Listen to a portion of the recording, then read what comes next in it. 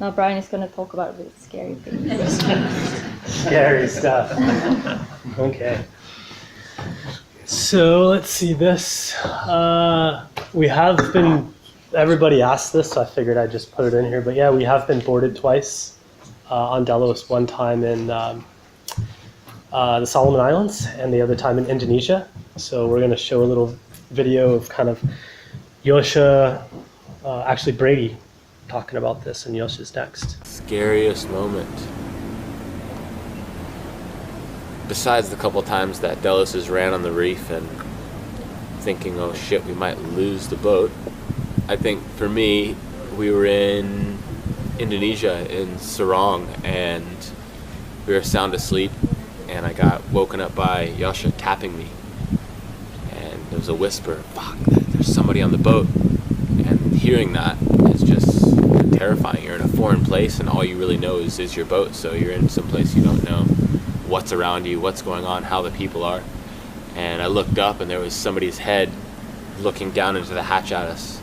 And I don't think he could see us because it was dark and we had a screen for mosquitoes, but looking down, and I jumped up and jumped out of the hatch and yelled at him, and he jumped off the boat. But that feeling stuck with me for a long time, and I think it still does. Like for months afterwards, I would wake up in the middle of the night and think there was somebody on the boat. So yeah, that kind of really startled me a bit. Just felt very, I don't know, it was very invasive. It was very, like anybody that's got their house broken into or.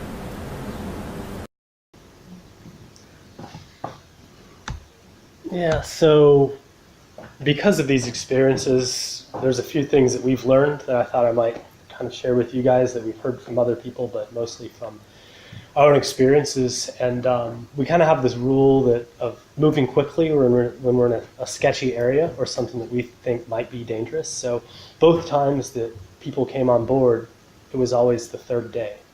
And we've heard that from other people too, that whenever they've gotten boarded, it's not the first day when you just arrive, it's not the second day when you're getting scoped out, but it's the third day after they've had a chance to watch you, see what your patterns are, and kind of like a crocodile kind of hunting you.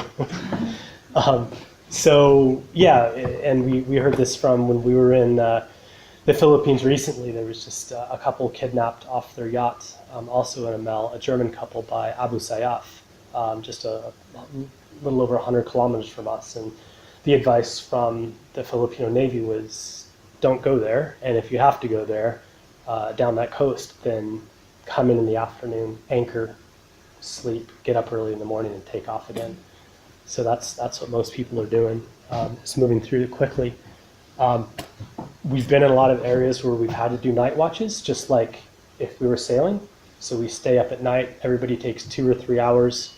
We have a massive spotlight and an air horn, and we do lay out. We don't have guns on Delos, but firearms, but we do have spear guns, and we have big machetes, and we have, you'd be surprised that you have fire extinguisher. I don't think that'd be very pleasant if you got shot in the face with that. So we kind of have this stuff accessible. And then we stay up at night, and anybody who comes close to the boat, we just put the spotlight on them and just leave it there until they go away. And when we do that, we've had boats come up and then turn around. Just them knowing that you're awake and not an easy target, I think really kind of scares them off.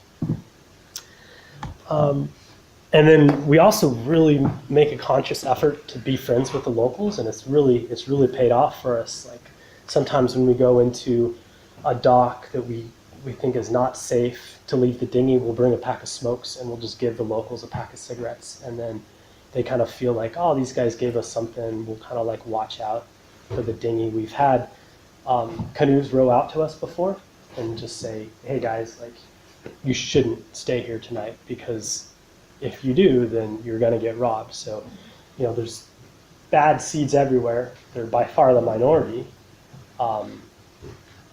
We had another instance. We were at a village, and they came out in their canoes, and the chief of the village said, you're my guest, I'm going to protect you. So they actually took turns rowing their canoe around our boat all night so that we could sleep. So yeah, it's just super. So the locals are really cool. It's it's just like anything in society. There's a couple bad guys that you can ruin it for everybody, but it's not everybody by any means. I don't know. Does anybody know about Noonsite in here? No. So if you go to noonsite.com, there's a countries list. Pick on the country that you're wondering about, and it'll list you every report that has ever happened, recent stuff. Cruisers are a very talkative bunch. So something happens in Indonesia and you're in Australia, you know about it right away, because it spreads like wildfire in the blogs and people emailing, and there's distribution lists and groups. There's a Facebook group for crossing the Indian Ocean right now that everybody's posting messages, and if you know where the bad areas are, then you can prepare yourself and stay out of trouble. If you want to watch more about this, our video is called Pirate Watch in Sarong. It's about the same incident that Brady just talked about, showing some of our night watch stuff and us just talking right after it happened. So the other scary thing that can happen is running your boat onto a reef. When we were diving in the Solomons, Brady and I went down to dive on this wreck, and Brian and Paul were on the boat, anchored just off the reef. It was perfectly calm, lovely when we went down. 45 minutes later, and we were up doing our safety stop, we looked up and we saw breaking waves and just nasty conditions. We were like, okay, shit, obviously the wind's picked up and something pretty bad's happening. So by the time we surfaced, we saw the boat kind of on the reef, and Brian and Paul trying to navigate the boat off the reef, and just the waves were huge. We were all in our dive gear. It was kind of freaky, like, okay, shit, what do we do? Do we swim to shore? Do we try and get on the boat? So we decided, eventually they got off the reef after navigating out. Paul was swimming in the water and things, and the boat came to us, and Brian was like, get on the boat. We were going to, sail away. But climbing onto the boat was probably the scariest thing. 2-3 meter waves. It was blowing like 40-50 knots. Dive gear on, my fins were on. I was trying to rip them off so I could climb up the ladder. The boat's like, swinging way up to 3 meters above me and coming all the way, like crashing into the waves, and I was trying to grab on with my tank on my back. And that was probably one of the scariest moments. If things were flying around on deck, I thought, it's kind of scary when you're in the water and there's a massive boat like crashing up in front of you. So I think I was just scared for the safety of all of us on board and for the boat. So yeah, Yosha's talking about one of the times in the Solomon Islands that we were diving, and I think there's two types of sailors. If you're out cruising in an adventurous fashion, and those that have hit the bottom, and then there's those that will. So if you talk to other people, people hit reefs a lot, and it happens for a lot of different reasons. Sometimes people fall asleep. Sometimes they're just not paying attention. Sometimes the chart's wrong. You never know. But I guess what matters is how you handle it when it happens and what you learn from it after the fact. So luckily we were able to get off the reef. The first thing we did right is we had people on the boat. So it was a perfectly calm day. It was sunny skies. We hadn't seen any weather. We'd been there diving this wreck for weeks. So we had this kind of night anchorage, which was real safe and secure.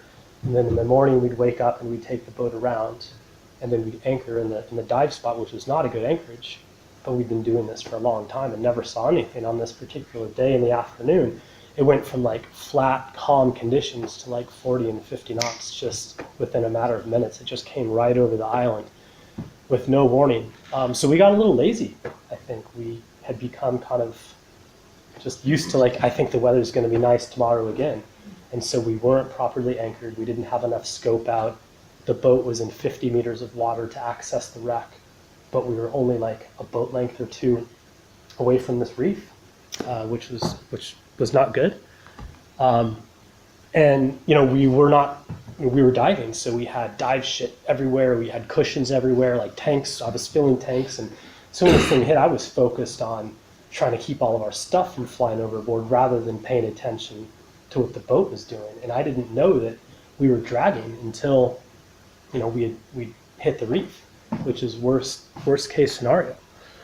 And like I said before, it wasn't a good anchorage to be at for any type of conditions other than just 5 knots. So I think now we wouldn't anchor the boat in that fashion. We would probably, and what we do now is we leave Delos in the safe anchorage, and then we take the longer dinghy ride. Maybe it's a 20 or 30-minute dinghy ride, but that's what we do. So we kind of learned quite a bit about that one. There's one thing I did want to mention about that. So the way we got off the reef was basically by, we came back, hit the reef like this. Delos went broadside.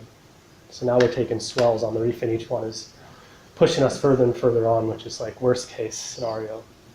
So my friend Paul, who was on the boat with me, he put on his snorkel gear, jumped off, and basically told me where the coral heads were.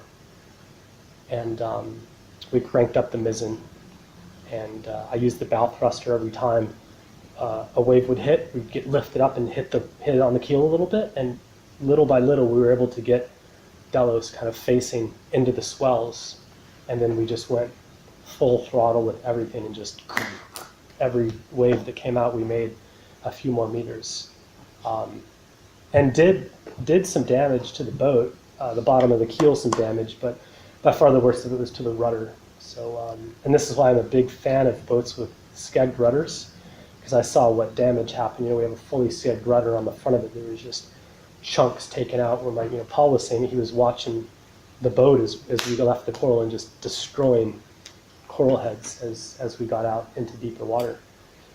And then we had to repair all that damage in Australia, which is, we weren't going to be there for another 2 months. So now you're sailing around with chunks taken out of your boat for 2 months. But it's kind of what happens. Yeah. So I wanted to show you guys a little bit about the interesting food experiences we had. Experiences, and we kind of have this rule of moving quickly when we're in a sketchy area or something that we think might be dangerous. So both times that people came on board, it was always the 3rd day. And we've heard that from other people too, that whenever they've gotten boarded, it's not the 1st day when you just arrive, it's not the 2nd day when you're getting scoped out, but it's the 3rd day after they've had a chance to watch you, see what your patterns are, and kind of like a crocodile kind of hunting you. Now Brian is going to talk about really scary things. Scary stuff. Okay. So let's see this. We have been, everybody asked this, so I figured I'd just put it in here. But yeah, we have been boarded twice on Delos, one time in the Solomon Islands and the other time in Indonesia. So we're going to show a little video of kind of Yosha, actually Brady, talking about this, and Yosha's next. Scariest moment. Besides the couple times that Delos has ran on the reef and thinking, oh shit, we might lose the boat, I think for me, we were in Indonesia, in Sorong, and we were sound asleep, and I got woken up by Yosha tapping me. And there was a whisper, fuck, there's somebody on the boat. And hearing that is just terrifying. You're in a foreign place, and all you really know is your boat, so you're in some place you don't know what's around you, what's going on, how the people are. And I looked up, and there was somebody's head looking down into the hatch at us. And I don't think he could see us because it was dark and we had a screen for mosquitoes, but looking down, and I jumped up and jumped out of the hatch and yelled at him, and he jumped off the boat. But that feeling stuck with me for a long time, and I think it still does. Like for months afterwards, I would wake up in the middle of the night and think there was somebody on the boat. So yeah, that kind of really startled me a bit. Just felt very, I don't know, it was very invasive. It was very, like anybody that's got their house broken into, or